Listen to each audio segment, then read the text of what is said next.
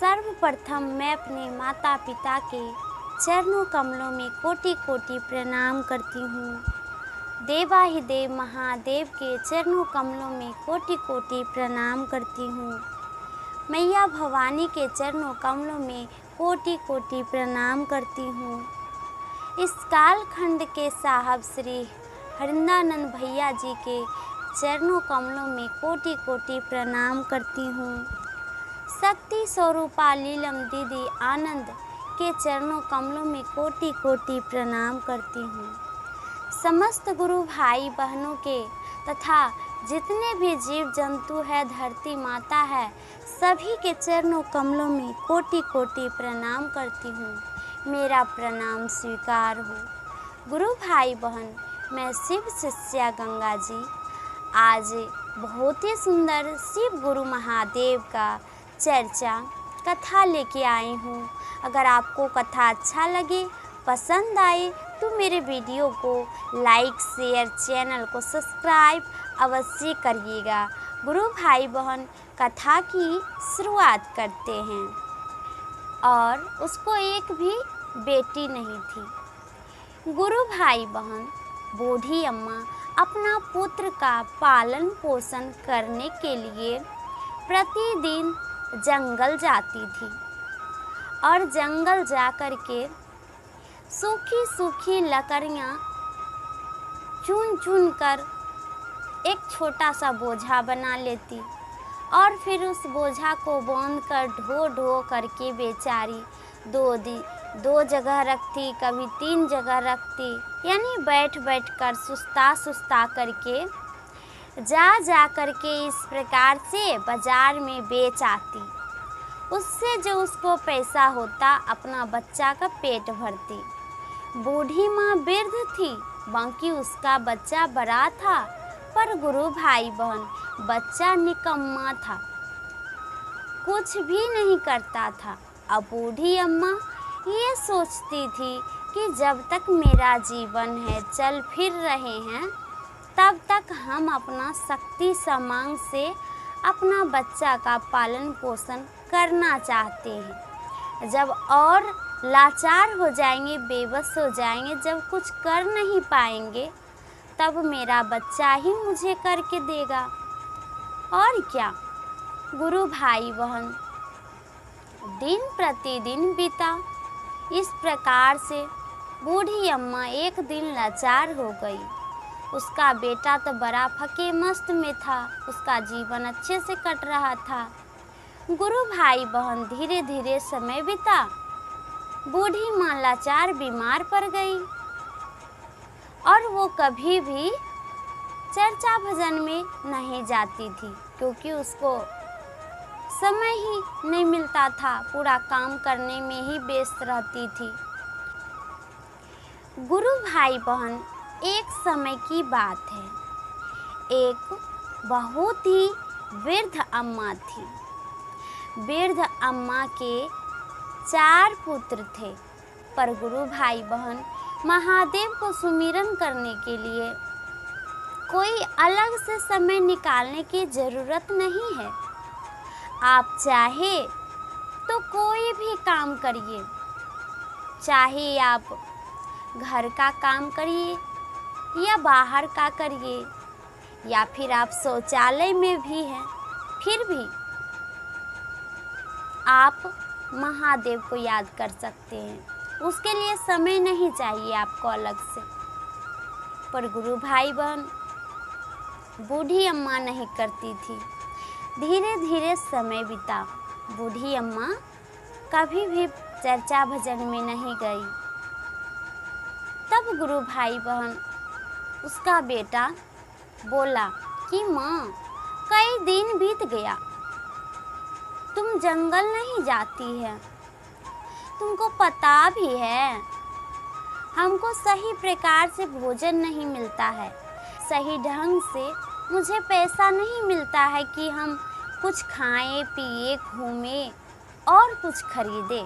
गुरु भाई बहन माँ बोली कि बेटा, तुमको पता है कि हम बीमार लाचार पड़ गए हैं, इस हाल में हम कैसे जाएंगे? जंगल लकड़ी लाने बताओ तुम तो जवान है, तंदुरुस्त है, पोस पाल के बड़ा किए इसी दिन के लिए कि जब हम लाचार हो जाएंगे तब तुम जाना और काम धाम करके पैसे इकट्ठे करके घर का राशन पताई जो घट गया वो लाना, मेरा दवाई घट गया वो लाना, मेरी सेवा करना।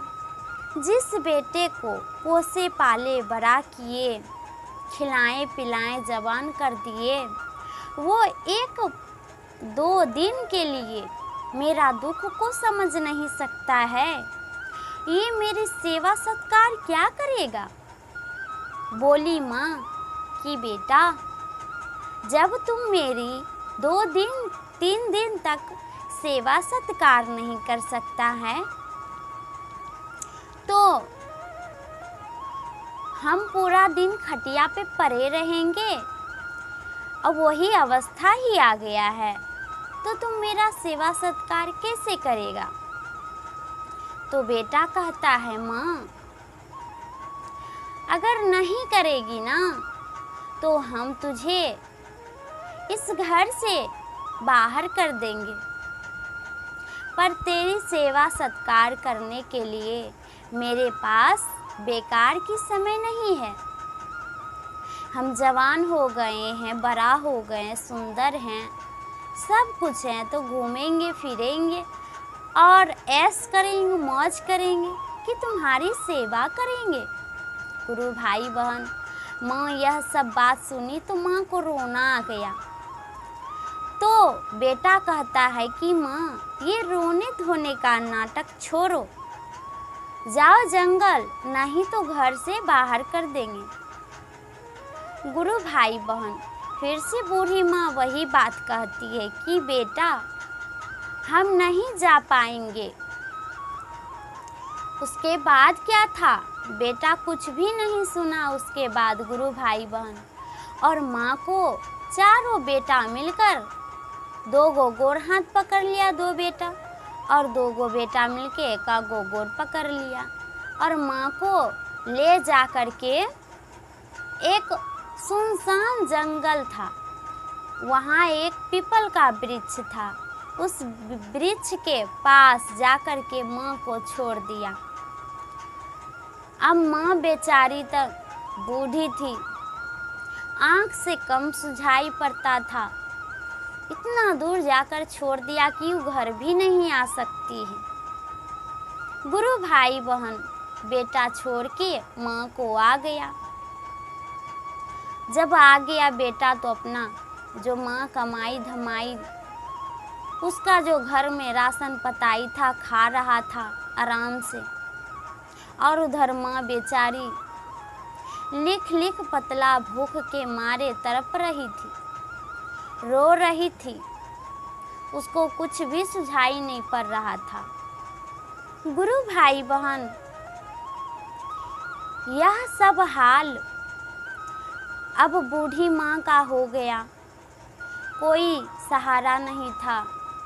तो उसी रास्ते से शिव महादेव माँ पार्वती भ्रमण करके लौट रहे थे।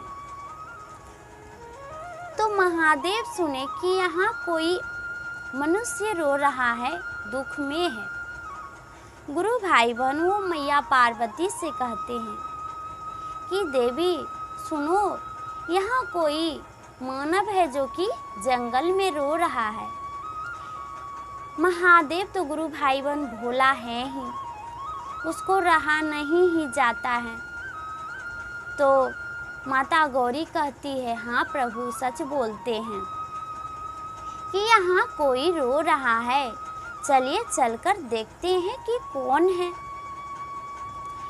दया बरसाएंगे, उनकी परेशानियों को पूछेंगे क्या प्रॉब्लम है। गुरु भाई बहन मैया पार्वती भगवान शिव के साथ बूढ़ी माँ के पास आ गई। गुरु भाई बहन, जब बूढ़ी माँ का कुछ सुझाई नहीं पड़ रहा था, तब माता गौरी उनकी दुख को देखकर समझ गई कि लाचार बेबस है, नारी है जो कि रो रही है बेचारी, इसका कोई सहारा नहीं है। गुरु भाई बहन, महादेव से माँ पार्वती कहती है कि हे भोलेनाथ, देखिए बूढ़ी अम्मा को कि किस प्रकार दुख में है, बेबस है, लाचार है। इसका जो पुत्र है इसे छोड़ दिया है। हे प्रभु, कुछ इसे दरस दिखाइए, इस पे तरस खाइए, इसके ऊपर दया बरसाइए। भले आपकी कभी पूजा भक्ति नहीं करती हैं। गुरु भाई बहन, यह सब सुनकर मैया पार्वती की वाणी भगवान शिव कहते हैं कि बूढ़ी महिलाएं जो हैं कभी हमारी पूजा पाठ नहीं की हैं, हम इसके ऊपर कैसे दया बरसाएं। तो माँ पार्वती कहती है, हे भोलेनाथ, आपके हाथ में सब कुछ है, आप बुरे इंसान को भी सही और अच्छे मार्ग पे ला सकते हैं। हे प्रभु, दया कीजिए, इसको सच्ची अच्छी राह दिखाइए और जो इसके साथ बुरा कर्म किया है उसको दंड दीजिए। गुरु भाई बहन, महादेव माँ पार्वती को बात को मान लिए। उसके बाद सबसे पहले बूढ़ी अम्मा को महादेव आँख में रोशनी दिए। जब बूढ़ी अम्मा को आँख में रोशनी आ गई तो वो आँख पोंछने लगी, मल मल के आँख। उसके बाद जब निहारती है तो उसको शिव महादेव माँ पार्वती दिखाई दे रहा था। गुरु भाई बहन, अब वो महादेव के चरण में लौट गई।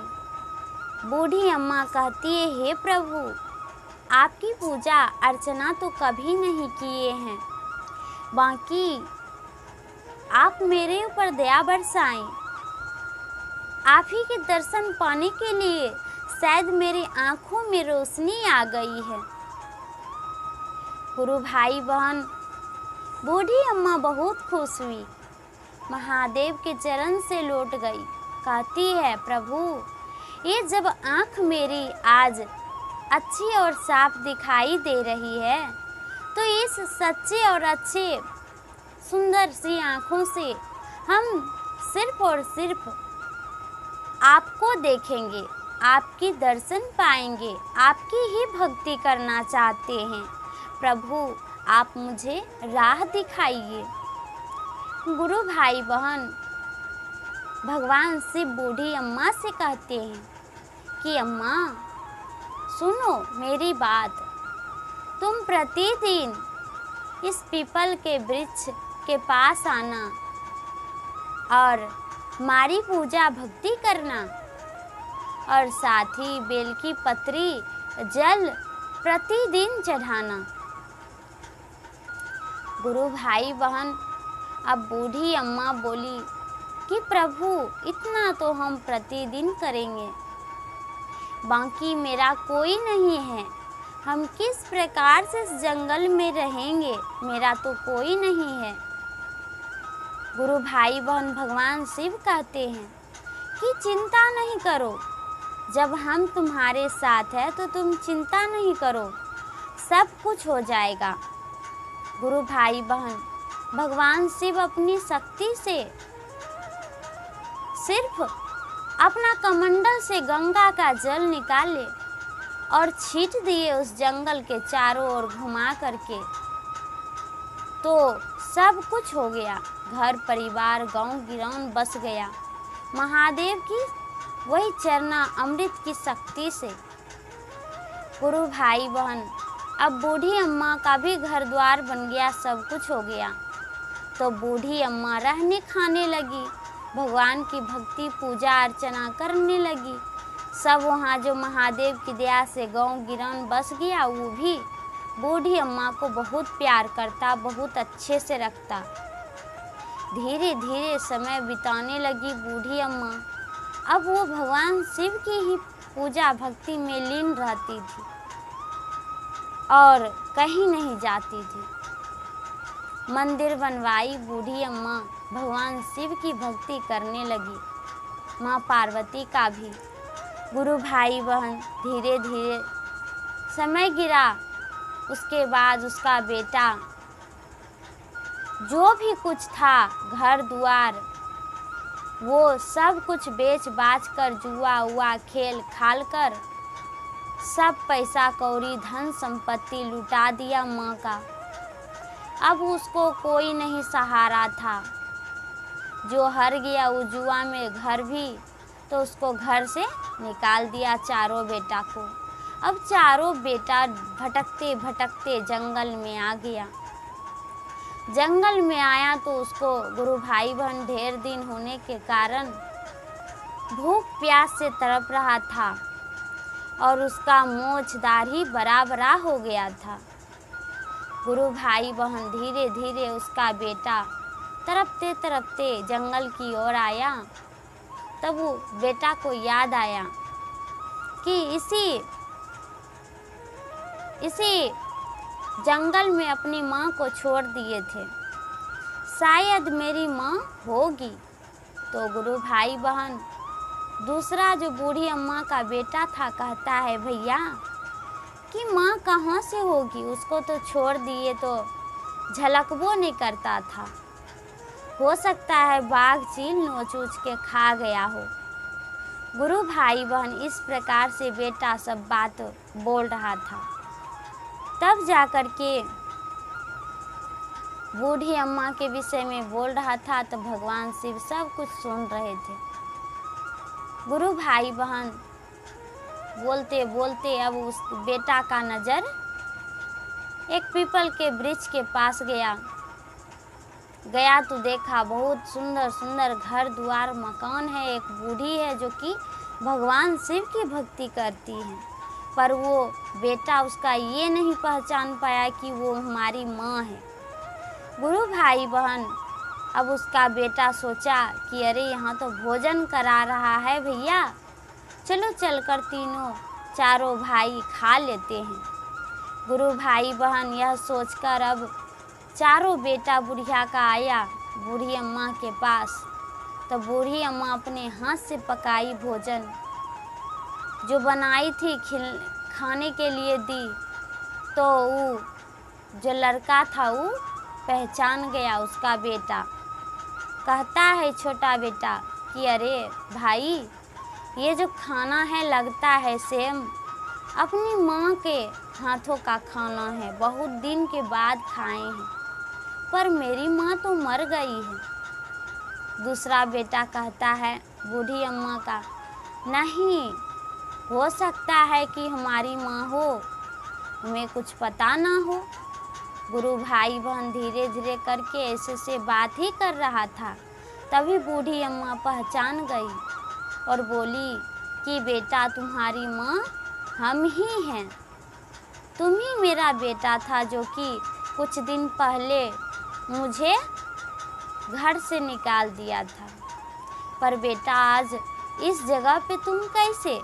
तब गुरु भाई बहन चारों बेटा माँ को गले से लगाकर खूब फूट फूट कर रोने लगा और कहा कि माँ कि क्या बताएं, जब से माँ तुमको घर से निकाले हैं मेरा जीवन नर्क के समान हो गया है। ना खाने के लिए है ना रहने के लिए है, सब कुछ जुआ में हार गए।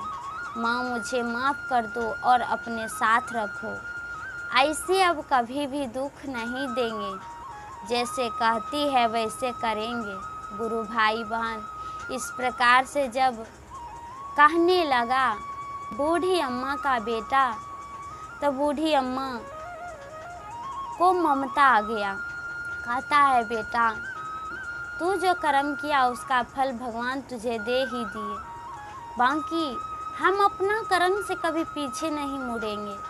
इसलिए बेटा हम तुम्हारी माँ हैं और माँ का कर्तव्य है कि बच्चे को प्यार दुलार करे जब तक वो जीवित है। तो गुरु भाई बहन माँ अपना बच्चा को क्षमा कर दी, चारों बेटा को क्षमा कर दी और गले से लगा ली। तब बेटा को एहसास हुआ कि हम अपनी माँ के साथ जो किए बहुत बुरा किए, मुझे ऐसा नहीं करना चाहिए। गुरु भाई बहन वो माँ को अब पैर और पकड़ के माफ़ी मांगने लगा। माँ तो उसको गले से लगाकर उसको माफ़ कर दी, बोली बेटा ऐसा जो कर्म किया बेटा तू मेरे साथ, ऐसा तुझे नहीं करना चाहिए था। क्योंकि एक गलती माँ बाप का, खास तौर पे माँ बाप को जो दुख देता है दुनिया में बच्चा, वो कभी सुखी नहीं रहता है। इसलिए से जो तू कर दिया वो कर दिया, पर हम अपने बच्चे के दुख को देख नहीं सकते हैं, हम माँ हैं, इसलिए तुझे क्षमा करते हैं। आइंदा कभी भी ऐसी गलती नहीं करना, नहीं तो तेरे भी बच्चे तेरे साथ ऐसी गलती करेंगे। तो गुरु भाई बहन अब बूढ़ी अम्मा भगवान शिव की भक्ति करती थी। बच्चा जो दोनों चारों बेटा था उसको भी प्यार करती थी, उसे भी ज्ञान बुद्धि सब कुछ देने लगी और अच्छे से मिलजुल कर रहने लगी। तो गुरु भाई बहन देखिए कि बूढ़ी अम्मा को कितना बेटा उसको दुख दिया लास्ट पोजीशन पे, फिर भी वो सहली, उतना रंग का किया। उसका जो बेटा था फिर उसका क्या हाल हो गया कि उसको दुख जो माँ बाप को दिया उसका परिणाम उसको मिला। पर गुरु भाई बहन माँ उसकी समझदार थी, अपने बच्चे को माफ़ कर दी और माफ़ करके सीने से लगा ली, समझाई बुझाई। फिर उसका बच्चा को एहसास हो गया कि मैं जो माँ के साथ किया वो गलत था। अब हम प्रण लेते हैं कि माँ को दुख नहीं देंगे। गुरु भाई बहन अब बूढ़ी अम्मा का लड़का माँ से खूब लगाव रखने लगा, प्यार मोहब्बत करने लगा और सुखी सुखी पूर्वक अपनी माँ को कमा के लाता और जो भी पूरे नून रोटी साग सब्जी वो माँ के साथ मिलजुल कर खाता पीता रहता और माँ को कभी दुख नहीं देता था। माँ की पैर उड़ दबाता था, माँ को तेल तुल लगा देता था, बाल झाड़ देता था, माँ की कपड़ा धो देता था और साथ ही साथ माँ को भोजन बना कर देता था, पाँव मुँह दबा देता था। गुरु भाई बहन बेटा हो या बेटी, बाकी कर्म तो कर्म है और कर्म से पीछा नहीं हटना चाहिए। इसलिए गुरु भाई बहन कर्म करते रहिए, आप चाहे बेटा हो या बेटी हो। माँ बाप के प्रति समान अधिकार बना के रखिए। जितना आपको पेट में अन्न होना चाहिए ठीक उतना के ही बराबर माँ बाप को भी प्यार दीजिए। गुरु भाई बहन उम्मीद करते हैं आपको ये कथा से नई जानकारी सीख मिली होगी। कथा अच्छा लगे पसंद आए तो मेरे वीडियो को लाइक शेयर चैनल को सब्सक्राइब अवश्य करिएगा। मैं शिव शिष्या गंगा जी सभी गुरु भाई बहनों के चरणों में कोटि कोटि प्रणाम करती हूँ। जय शिव गुरु, जय महा